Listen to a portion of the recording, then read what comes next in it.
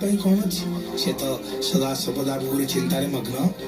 तेणु बारंबार आ जन्म मरण चक्र मु पकेबा चाहे ना मोर हृदय भक्त जन मुहिटी ताहंक जीवन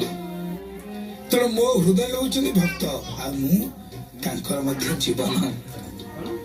से मोर जीवन मु भी तांकर जीवन मत हो न जानती आन मु तांक प्रिय इष्ट धन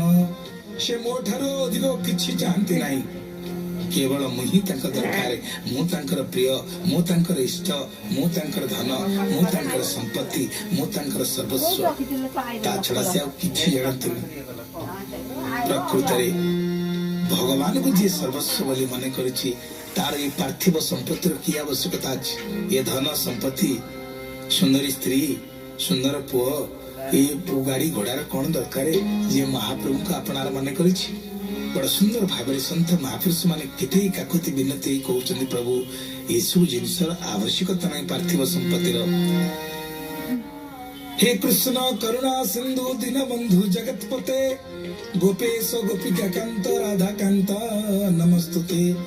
हे देव हे दैत्य हे भुवनैक बंधु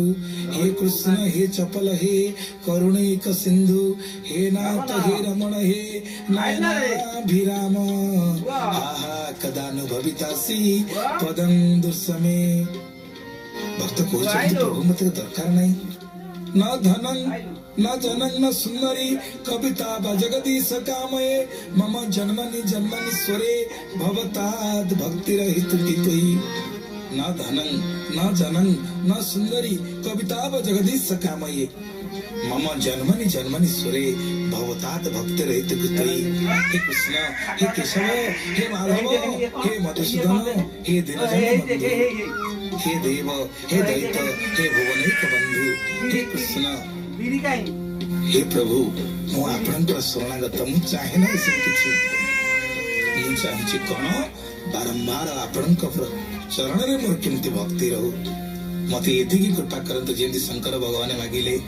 बार बार बर मागऊ हरसी देव श्री राम बार बार बर मागऊ हरसी देव श्री राम अजसर जन पायनी भगति सदा सत संग श्री राम जय राम जय जय राम श्री राम जय राम जय जय राम श्री राम जय राम जय जय राम श्री राम जय राम जय जय राम श्याम रामचंद्र की हे प्रभु आपन को पाद पद्म रे मोर अचला भक्ति रहू मु यही मागुछि से अमृतमय कथा सुख आमे पान करुथिबा मात्र सामान्य विरति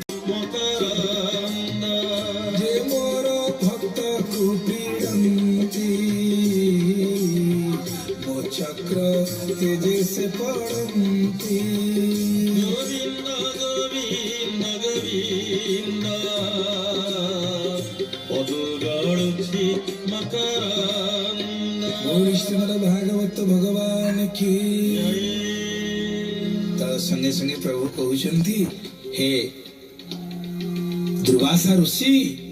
एबे मो भक्त अपराधी सुदर्शन तते बाधे तू मो भक्त अपराध करिबारु सुदर्शन वर्तमान तते कष्ट दउचंती जे मोर भक्त को पीड़न्ति मो चक्र तेजे से पड़न्ति जे मो भक्त को पीड़ा देबे मो चक्र रे से निश्चिंत पड़िबे मो चक्र तेज रे से मन निश्चिंत पड़िबे तेणु विप्रे जे तप विद्या बळी श्रेय करन्ति एसयळे गोविंद गोविंद गोविंद पदुगाळुछि मकरंद श्री भक्त को पीड़न्ति उभय लोक नलभन्ति गोविंद गोविंद गोविंद पदुगाळुछि मकरंद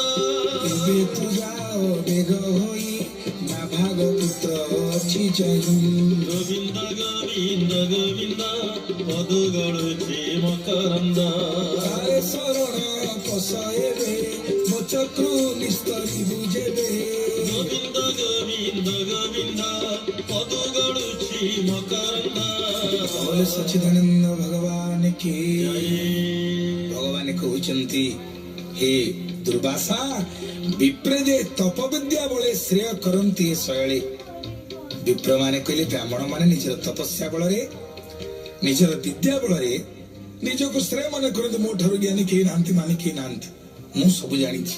ଅହଙ୍କାର ବଶୀଭୂତ ହୋଇ ଯାହାକୁ ଯାହା ନାହିଁ ତାହା କହିଦେଲେ ଚଳିବ ନାହିଁ। କାହିଁକି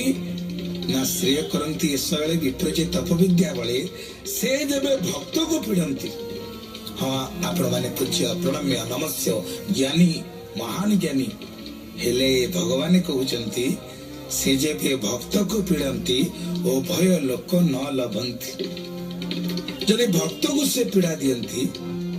ତାହେଲେ କଣ ହୁଏ? ଉଭୟ ଲୋକ ନ ଲଭନ୍ତି। ତାଙ୍କ ନା ମର୍ତ୍ତିରେ ଶାନ୍ତି ମିଳିବ ନା ସ୍ୱର୍ଗରେ ଶାନ୍ତି ମିଳିବ। ତେଣୁ ଭକ୍ତକୁ ପୀଡ଼ା ଦେଲେ ଭଗବାନ ଶୋଇପାରିବେ ନାହିଁ। ତେଣୁ ହେ ମହର୍ଷି ଦୁର୍ବାସା,